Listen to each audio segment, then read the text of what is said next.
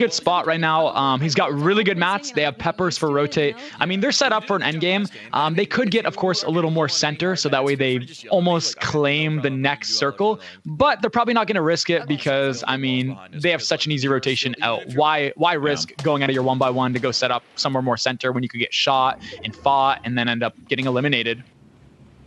This is exactly what we saw in that last game, right? There's no reason for our competitors to move, right? They just need to hold down whatever fort they've managed to construct, wait for those rotations to come, and it's going to happen, right? I mean, we will start to see this collapse in about a minute and 30 plus seconds. And then we'll start to make a little bit more contact for these players. But for right now, though, it's really just a waiting game because of the amount of players. And for some, it's even a dancing game as well, you know, showing off the emotes that you've met. Oh, I didn't even know that was an emote. That's brilliant.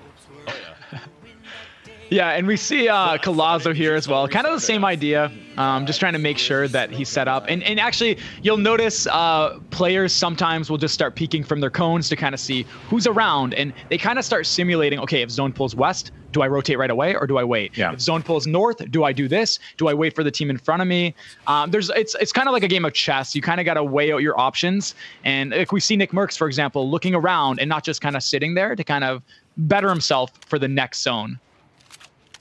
I like that you're really focusing on the improvement. Meanwhile, I'm thinking about the memes.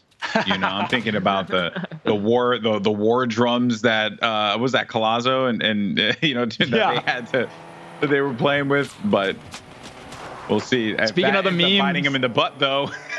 We have Justice in the taxi. He's got another truck up there. I'd like to see him take that to the end game and get a crazy little rotate there. Yeah, that's it's Punisher. Yeah, it's Punisher as well. He's a really good friend of mine. Met him through Twitch, and just so many great players out there in Fortnite, and he's definitely one of them. Have you gotten to meet Punisher in person, like at any of the cons or anything? You know, I actually haven't, but I'm hoping we have a TwitchCon this year, and he's gonna be one of my favorites out there that I want to meet. No doubt, no doubt. We've been playing a lot lately. By the way, folks, you can see it on your screen right there. The current standings where we are: total points, clicks, and day with 52 points. Emad Commandment 42, Glace Trashy with 42 of their own, and then it continues onward. Cypher and Blake looking pretty solid at 34 points. Mega and Dubs, a duo that is very, very fierce. Sitting in 7th place, 33 points now. But we actually do have a bit of an engagement going on here as Maddie and Upshaw needing to deal with the pressure that's starting to come through. Is it enough though? No, and that is going to be an exit courtesy of Scoped, who is just going to handle that one. And it seems like, Monster, this is familiar territory here for Reet and Scope, who had that high ground in the last game, and they ended up giving it up at the worst possible time because they got forced out by the Game 1 winners, Clicks and Day. Not to mention, yeah, they played for height considering they were landing for that RPG and really battling out for it. And replaying from NA West to NA East definitely is on the uphill battle. But this guy can play on any region. He's done it in Cash Cups. He does it in solo Cash Cups. Like, he's someone who takes advantage of competitive opportunities, and he takes every single one seriously. So for him to pair up with Scope, who's also like on that kind of trying to get back into the groove of things, back into the limelight, I think that's a solid duo. Yeah, and I mean, there's so many players actually still alive as well. We haven't really seen too many players go down, but I mean, when they do, we saw there with Maddie, a smile on her face. I mean, very, very talented player. Recently switched to PC from controller, and you know what I mean, in a 1v2, there's only so much you can do, so valiant effort there. I have to drink my big two. I have 3. Still got some time before the storm collapses, and we're onward to that next circle here. Prep phase for a lot of these players here. Whether you were able to wrestle away a few eliminations or just a bit more territory for yourself, that will be the name of the game here at this part, as everyone else is really just playing the cone game, right? They're playing slow. They're waiting for that opportunity to strike, and it will come in a short while here. Yeah, definitely. And here's Alexa Liquid's latest signing. She's also just a really, really good comp player. Like I said, I keep referencing a lot of these female pros. Their most recent tournament, the Women of the Arena, they all got to compete, you know, again, in a gender only, you know, female competition, and it was crazy. She came out towards the top there. And ever since, like, you know, all the lights have been on her, Somerset, right? And Somerset already on Luminosity Gaming, now her being picked up at Team Liquid is really awesome. Pairing up with Rody Bros. Rody Bros is putting in so much time to practice and get his comp experience on. I think they're going to continue to do good things. They had a pretty solid last game, but again, you got to make it to those final stages, right, Nick? I don't know why you chose this crazy placing really format, but you did, and the way you built out a certain way. You got to make it all the way. Yeah, I think they're actually gonna do pretty well. And speaking of like making it far, I mean, in this end game right here, we have sand, so you're gonna see a lot of players kind of dip down low and kind of jump in that sand for the rotation. Right now, they're just maxing out their mats, making sure they're set up. And the next zone is being revealed right now, and they have a really good zone. They have a really good zone. Oh, that's nice. When you're right there, not a lot of work you're going to have to do. Although that distance could at times seem like it's a mile, I think that they're going to be more than okay for this rotation here. We might actually get some contact with Clarity and Niddle, but I think Rody and Elixir, they're just going to continue to focus on the rotation. Also get up to that high ground here. Need to be careful, though, because you got a few of these towers they're going to be standing about. I believe NickEh30’s is crawling about one of these towers, waiting with a sniper rifle to strike. So you do have to be mindful of that. But for right now, though, a great rotation for Elixir and her teammate. As we see the rest of the competitors. Actually, NickEh30’s did leave that position. We also have some engagements going on here. Cypher PK is going to go down, leaving Blake to have to fend for himself here. Scope and Reet looking for their target. Blake going to be low. Cypher and this squad actually 5th place. So losing Cypher early here is really going to hurt this duo's chances. And Blake just has to lay low and really focus on getting that placement. Yeah, this is one of those weird end games, right, where it goes up these steep mountains here. So we have a bit of a mountain top, but then it comes down the valley. So Nick, this is going to be a tough one for any team to navigate. Yeah, and if you look at the map in the upper right corner, once we cut back to it, of course, we see that a lot of teams are just kind of set up on the edge. Do you see how many people are just here? If we look at Colazo, he's on the edge of the white line right there, and that's just because this is the 50-50 zone. So the zone is going to kind of close in towards the outside portion of the map. And therefore, if you're in center zone, you're almost guaranteed for this zone to have to rotate. But if you just kind of go on the edge, there's a chance you could get zone, but there's also a chance that you couldn't. And more on that in about like 30 seconds, you'll see how the zone closes for those of you guys who are unfamiliar.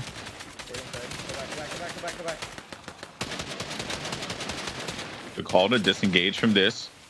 Realizing that it's if they make an edit in that, going to be a fight that they want to necessarily engage in. I know. There are going to be surrounded sharks in the sand, pretty much. I would say water, but there's no water around here. It's going to be sand and some dirt, maybe.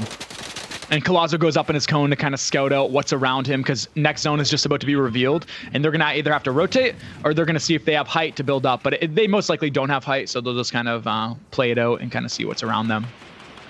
Yeah, so, and even then, look at the way that they're surrounded, right? Like, if they were to even attempt to go for that, they can get pressured from the players that are on the tower, located right to their left. There was also someone immediately behind as well. You just have to play this one intelligently here. It is about placement, right? Get that placement, get a little further ahead. Scope's actually going to go down. This could be a huge loss here in the lobby if Scoped and Reed go down this early. We got 41 players still standing. Lots of time left to play here, so to exit out of this one so quickly, or at this point, would spell doom for any duo. Kind of like what we saw earlier with Blake and Cypher PK. We'll see how they manage to get out of this one as Reet goes for the pickup, but Trashy and Glace are actually going to apply the pressure right away.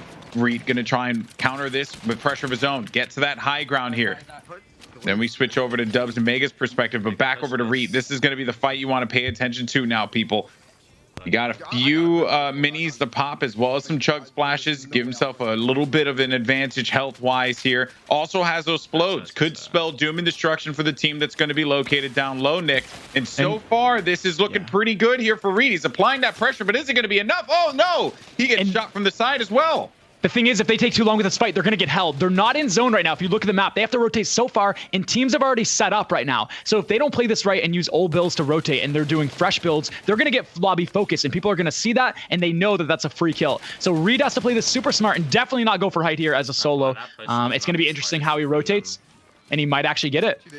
And there it is, little layer change off the mountain cliff there. Things just so happen to work out, but I think he has to count his lucky stars for now as again, Reet losing scope, just a tough fight to take on any edge zone. And look at this, Sancho and Takata make it very far into this game as well. So all of a sudden, they're in the most dominant position up top. Alexa and Rody Bros control that high ground. This is perfect for them. And that's because they got that zone favor over and over. But judging by how other teams are starting to base up now, that means the zone is pulling this way. That zone 6 is going to cut all the way across. So that high ground hold that they have, they're going to have to give it up. Yeah, and it's interesting to see also Clicks on the low ground right here. And I bet you once we cut to end game, we're in the final zone, he's going to somehow be on height. So let's see how he plays this out right now. Kind of just rotating ahead, staying on the outer portion of the storm circle instead of being in the center, if you look at the map. And that way he has less people on him and he only has to build towards his left side where people are in. And he... Nice pick. Wow, what a great shot there from Clicks. You got to be impressed with the way that this team is keeping their head on a swivel, guys, because so far this has been brilliant. Meanwhile, Sancho just going right into the sand. This is what I would do. Honestly, this is what I would do. Oh my gosh. Look at that. They're going left and right here. They find a little crevice to go through, and there's other teams nearby too. They have to be careful, though. You're not indestructible here, and if someone catches you in the box, it's all over, and there it is. Teams are finally starting to shoot. Everyone's hopping out here, but Takata, Sancho, iron in the veins. They're staying in the sand. This is it. The game plan. What a strategy. Reminds you of almost like Ballers back in the World Cup when you guys were casting a Monster Golden. Yeah, well, I'll take this over Ballers, though. If I'm being honest with you. I do like the hilarity of being inside of the sand. Shout out to Sancho. See if he can keep this going and get themselves to that end game here. Nick Merckx, he's going to get put out of this, leaving Coop to try, or actually, is Coop still in this, or hard to tell here, but... Oh, he's spectating. That's it. They placed 18th. He's gone.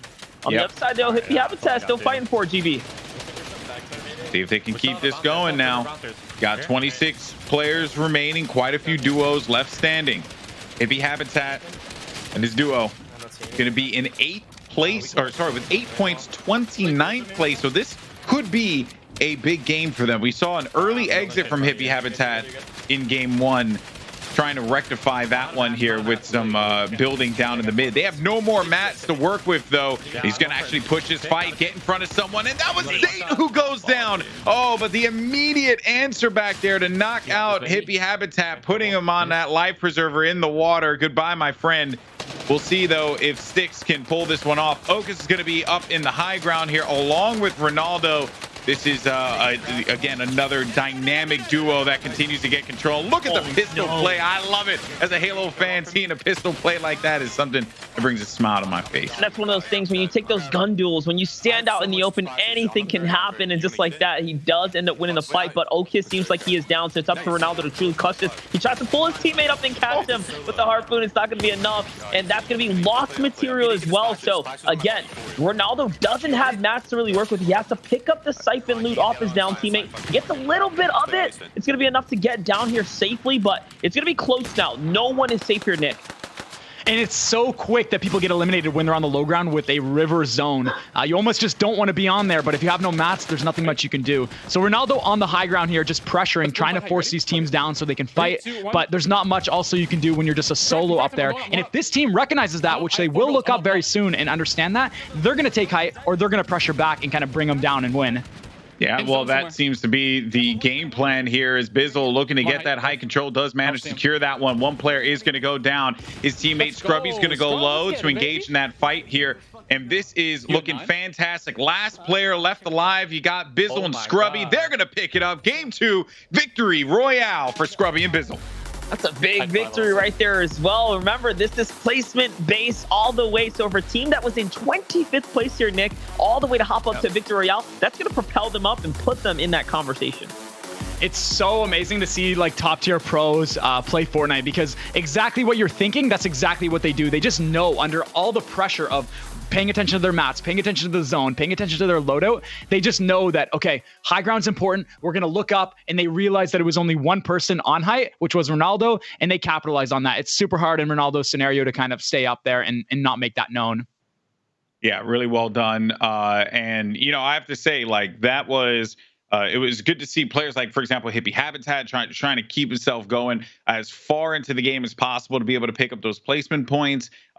You know, again, we didn't see Sancho and Takata. What happened? They had the